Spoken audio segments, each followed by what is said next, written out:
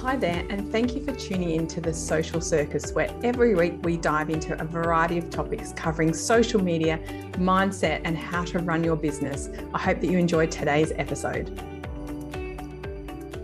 Hello there, everyone, and welcome to another episode of The Social Circus. I'm your host, Sarah Thompson, and today I'm being thrilled to be joined by a very special guest, Georgia from Eucalypt Remedial Massage. Welcome, Georgia.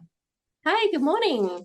It's so lovely to have you here. So let's dive in. And can you tell everyone, because I'm sure people listening going, well, this is going to be interesting, remedial massage. Can you tell everyone a little bit about who you are and what your business is? Yeah, so I've only been a remedial massage therapist for just over a year now. So prior to that, my pre-COVID life, I was in travel. And then obviously we all know what happened there. Mm-hmm. I loved being my own boss when I had opportunities to work solo.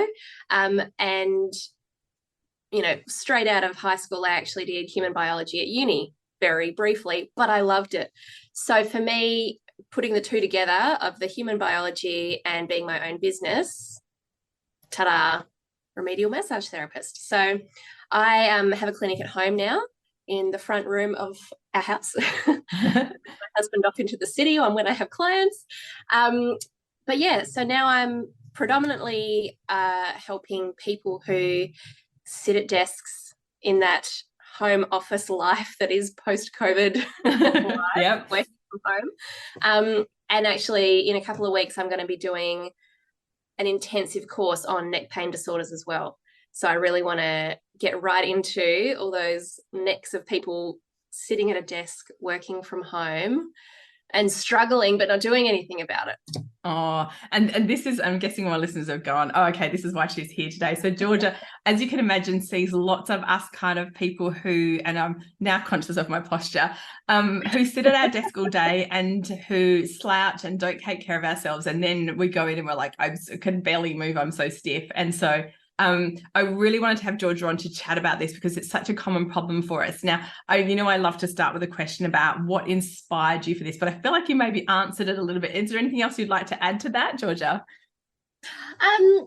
Well, I suppose I've always been a bit of an active service person. Like I love making people feel better. In travel, I used to love, getting people holidays that they would just come back from and be so like appreciative. Mm-hmm. So I think this has been just the ultimate in making people feel better, and just solving problems. That's a huge, So that was, it ticks all my boxes. Oh, I love that because it's so nice when we can find those things that make us like fill up our cup as well as being our actual source of income. And I totally relate to that. So let's talk about, and I'm hoping that lots of you are listening to this, maybe you're out walking or doing something active. So let's talk about what are we doing to ourselves when we're sitting on our butt all day? Because I know that's like sitting is the new smoking, isn't it? Yeah, absolutely. Yeah. So like the sitting's not so bad. It's the head tilt. It's where I always watch people on the train. Everyone's looking at their phone and their head's just at that slight tilt. And that's straining all those muscles at the back that run from like midway through our back all the way up right into the base of our skull. Sometimes like you'll get your hair done and your hairdresser gives you that head massage and in the back of your head, you're just like, oh my goodness. Yes. Because that is literally like holding our heavy, heavy heads up. And as soon as we tip our head, we're just hurting those muscles right along the back of our neck. So that, we're sitting at keyboards usually. So, your shoulders are just that little bit forward to type. So everything's getting rounded. You just so much stress and pressure going along the back of our shoulders and our necks, but also along our chest. We're tightening all these muscles and shortening them all because everything's just gone from here to here. Yeah. And that forward movement that we always have, that roundedness. Yes. And I was wondering what we're all going to look like as little old ladies because I think that I already feel like I'm getting a little hunch in the back of my neck now. And I'm so conscious of it as I get older. And I think, is that going to be like an epidemic of all of us in this generation with phones that we're going to have these really bad hunches and things? I reckon my when I was in high school, my mum actually said, she was like, you need to get into a job where you're treating people's thumbs because now everyone's on phones doing this. And I was like, yeah, right, like whatever. I know. I read something and it was saying that over generations, if we keep doing it, our thumbs are actually going to grow large and disproportionate to the rest of our hands because they're so overused. So if that's us, and I'm sure that everyone's kind of going, oh, that's so me. If we're doing that all the time, like you said, the sitting isn't the fatal thing. It's the way in which we're holding our neck and the way in which we're holding our shoulders and things like that. When we're sitting there doing that, what are some things that we could be doing to combat that or to compensate for it? Yeah, so definitely just moving, even if that means, walking yourself down to the kitchen and making a cup of tea, which, we're all doing. Yes. Yeah, absolutely. While you're there waiting for the kettle, like just have a stretch, turn your neck, roll your shoulders, just move your body. Don't put the kettle on and then sit at the dining table on your phone checking what you've missed. Like, just move, honestly. And I'm such a sedentary person, like by nature. My free time is sitting on the couch and parenting from the couch. Yes. But like, just when you can, just be aware of it. Have a sip of water, look away from your phone, move, just move. Oh, and that seems like such an obvious thing to do. And I am also guilty of that. So I do try and get up really regularly, particularly if I'm not coaching and I can have those nice breaks in my day. And I'm very conscious of taking lots of steps because otherwise you can get to the end of the day and like my tracker says I've done 3,000 steps. I'm like, that's terrible. And I find if I just add those little extra walks in while I'm doing stuff, you can really increase your movement. But I'm definitely guilty of standing there looking at my phone while the kettle's boiling. I feel like you're watching me, Georgia.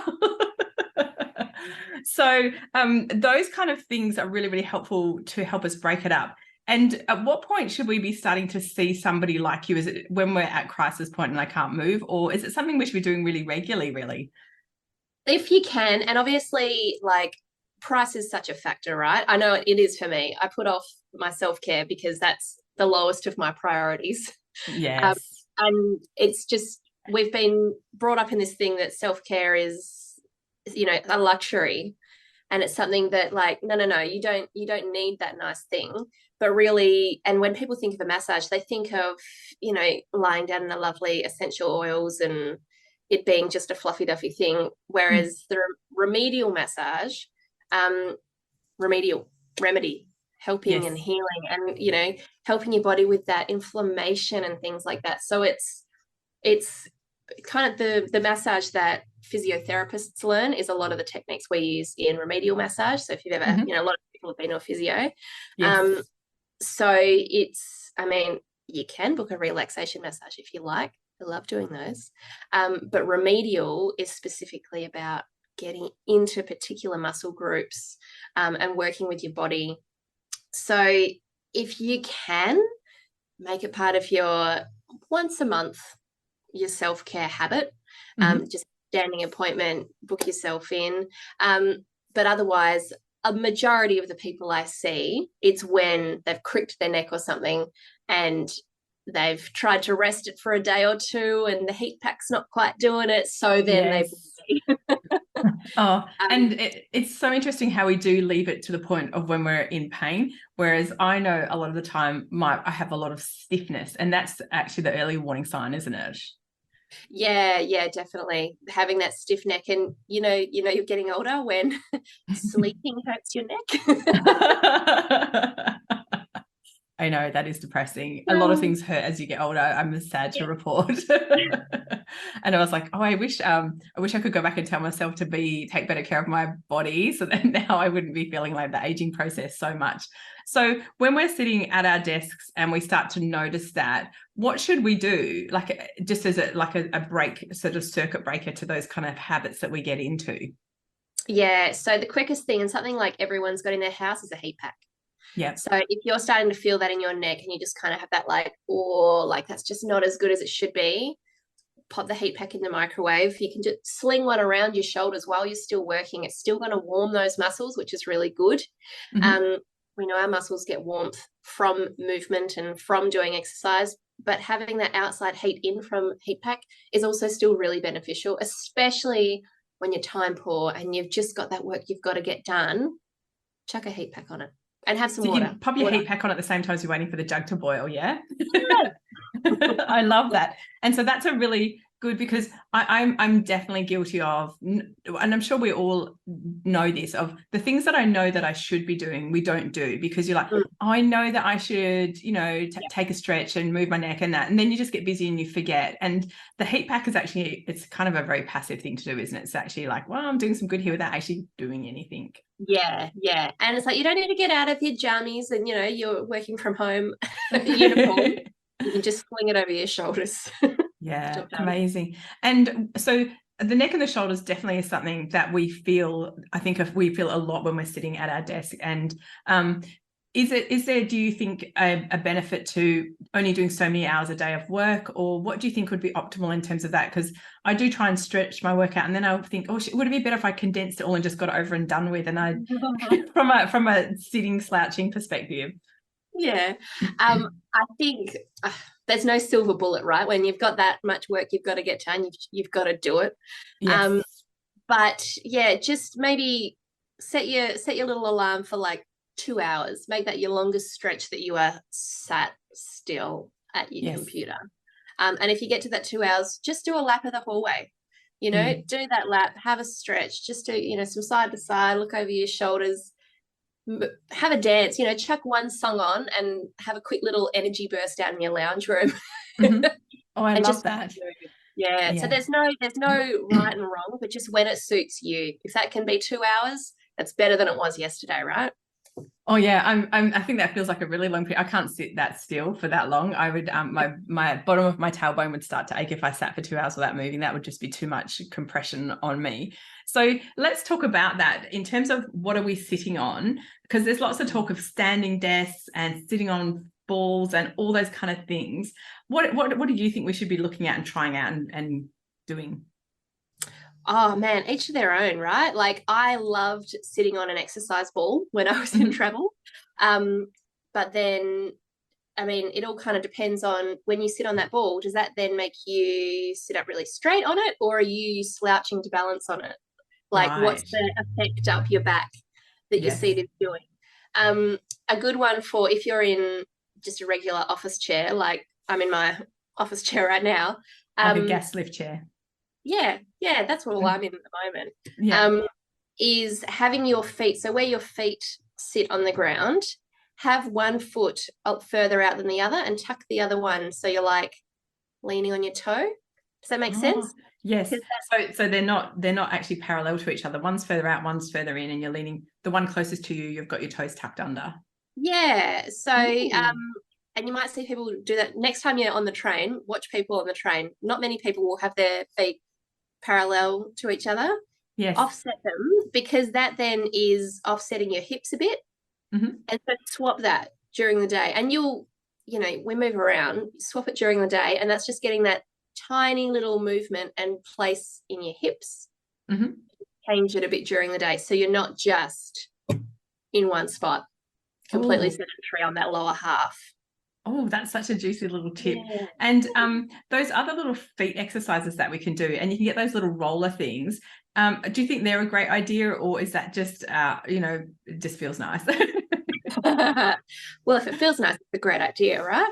Yeah. And all that movement is good, because it's just keeping, our blood's not going to stop flowing to our feet if we're sitting at a desk for too long, but just moving. It's moving. Even if it's in that little amount, it's good. Yeah. Oh, easy. You make it seem really easy, Georgia. And if I was to come to you, because I think one of the things that I'm always scared about with remedial massage, I think I had a very bad experience with one, is I literally couldn't move for a week afterwards. I know. Yeah. And I was just like, I actually was in agony. And I actually went back to my chiropractor afterwards. I was like, I don't know what's happened here. And he's like, well, you've just let yourself go. Like you should have gone to be going more regularly. So from a remedial massage point of view, because I do like a nice pamper massage. I love it. But even then, they're always like, your shoulders are really knotted up. So if I was to come to you the first time, is that going to be the experience, or is it just the first one and after that's going to be easier? Like what are your expectations as the therapist doing it? So the first time, I'll definitely pay a lot of attention to your posture and like your range of movement and things like that. So I'll get you to do a couple of, look this way, look that way, stretch that way. And I'm just going to kind of watch and see where you're at now where that compares to normal. Yeah. And pretty much you're going to sit down, you're straight away going to go like, oh, I've just had this. You unconsciously, you're going to go straight to the spot that's been bothering you. Like it's just a body language thing that people do. Oh, that's so interesting. Yeah. So once you're on the table, I mean, you know, when you go and get your blood taken and the phlebotomists are feeling and they feel your vein just with the tips of their fingers, you can't feel it, but they can feel it. That's what musculature is like for remedial therapists. So straight away, as soon as you're on the table, I'll be feeling that particular part of your shoulder, for example, and it stands out like a red flag as far as what we can feel that muscle is doing and where it's tight and where it's, you know, knotted essentially. Yes. Yep. And we just get in with that. Some therapists will be really heavy-handed, and that's their nature, and they are probably used to dealing with a lot of sportsmen and things who just have, you know, they just want to get it done, no pain, no gain. A lot of that. Personally, I'm a lot more of the not the relaxation side, but I take things really slow and steady. So some of the feedback, I'll sometimes get people going like, you can go a bit harder, and it's like, it's all right. I'm getting there, but I'm just not making your muscles like want to kick me right back out again for going too hard too fast. So my work is a lot. I mean, the next day after a massage, everyone's gonna feel like they've been hit by a truck, and that's just the inflammation process. We've worked through so much in your muscles that your body's now healing itself. Like massage really promotes inflammation to promote the healing. Wow. So you're going to feel pretty wrecked if we've had a pretty good session, right? But the biggest thing then is to keep moving. The worst thing you can do in that next day is sit all day because you're feeling a bit sore, because you'll just feel sorer. So you just need to keep going. Water, movement, you'll feel good. Yeah. It's so interesting, isn't it? Because when I go to my chiropractor, he's always the type that says, as soon as you've been adjusted, you need to go and allow 10 minutes to walk up and down the street after, so you don't go and sit in your car and sit straight down on the adjustment. And I really like that kind of advice, because it means that I'm taking treatment and taking care of myself, but then prolonging that. So I'm presuming you offer that kind of self-care tips afterwards on how I can get the maximum benefit from my massage. Yeah. And depending on what someone's come in with will obviously depend on what I send them home with. Like, I'm the worst for if someone gives me homework to do at like a physio, I don't do that homework. So I've always said, like, I'm not going to be that person who then sends someone home with a to-do list, because you're not going to do it. Yeah. It doesn't happen. I'll do the heat pack. But, you know, try and come up with these reps and that reps, and just find 15 minutes in your day. It's not always that simple to find 15 minutes for yourself in a day, right? As parents, you remember, you remember when you were younger as well, just like chaotic. So my biggest thing is more about just being in tune with your body in that time afterward. You know, how long has it been since you've had a glass of water? How long has it been since you've hopped up and just moved around the room? For me, my aftercare is a lot more about like just getting my client to listen to their body and just take care of themselves. Yeah. You know, I've actually done some journaling and exercises on that, and I bought a journal that talked about sort of connecting with how you feel. And I remember when I first started with it, I think I cried the first day because I didn't realize how far removed I was from my body and how it felt. And because we just keep functioning, and we're functioning on autopilot, aren't we? And then suddenly you go, I actually don't know how I feel right now. This is how I always feel, and it doesn't feel great, but I can't articulate it. And that awareness is it's actually quite hard and emotional to do, isn't it? To kind of go, oh, have you done that? And it's good. It's a good practice, but it was much harder than what I thought it was going to be, is what I'm trying to say. Sorry. Yeah. And it's also something where when you've got a soreness or something, you just get on with it, and you just kind of adapt what you're doing to make way for, you know, that left shoulder that can't quite lift up that well anymore. So it doesn't matter. I'll just carry the grocery bags in my right arm. And then you never actually get your left shoulder seen to. So we just get used to living with our ailment instead of addressing it. We So adapt, true. and it's not always in a good way. I'm sitting here and I'm slightly embarrassed because I definitely have a bad right shoulder from carrying my children who are now 15 and 17, and I have not carried them for a very long time. And just the kind of pressure that it puts on one side, and now I know I totally compensate and I use my left. And so yes, thank you for pointing that out to me. It is that bias that we have. We just, like, our body kind of goes, oh, we can adjust to this, and then suddenly you don't realize how much you're adjusting, and until someone goes, are you all right? And you actually look really bad, don't you? Yeah. Yep, that's it. We adjust, and what was that word you used? We Compensate. Yeah. Absolutely. We're very good at doing it, and it's something we really need to actually address and try and fix sooner than we ever do. Myself so included. I'm so bad. Oh, Georgia, look, thank you so much for coming on the podcast today. I know that my listeners will have lots of great tips, and are hopefully feeling less worried if they're thinking about doing remedial massage, because I know that listening to you talking, I'm like, I so need to come and book you with you, especially because you're local to me. Yeah. So thank you so much for your time. I'm so appreciative of you sharing your insights and wisdom into some better self-care around us sitting in the office, and also what remedial massage is about. So thank you so much for your time. My pleasure. Thank you for having me. And to all my listeners, I hope you have found today useful. If you are considering, like, this is for all my Perth-based peeps, if you're considering a remedial massage, Georgia is based south of the river here in Perth. Come and see her. Or if you want to find a good remedial massage, make sure you look and ask for referrals so you get a good person that doesn't destroy your body. And thank you as always for tuning into the Social Circus. I will catch you the same time next week. Thanks so much for tuning into the Social Circus. As your host, Sarah Thompson, I am thrilled that you've chosen to spend your time hanging out with me. I would be so grateful if you could spare an extra moment to go and leave me a review on your favourite podcasting platform. And if you even felt more excited, you could share my podcast with your friends who you think would get great value from it. Thanks so much again for tuning in.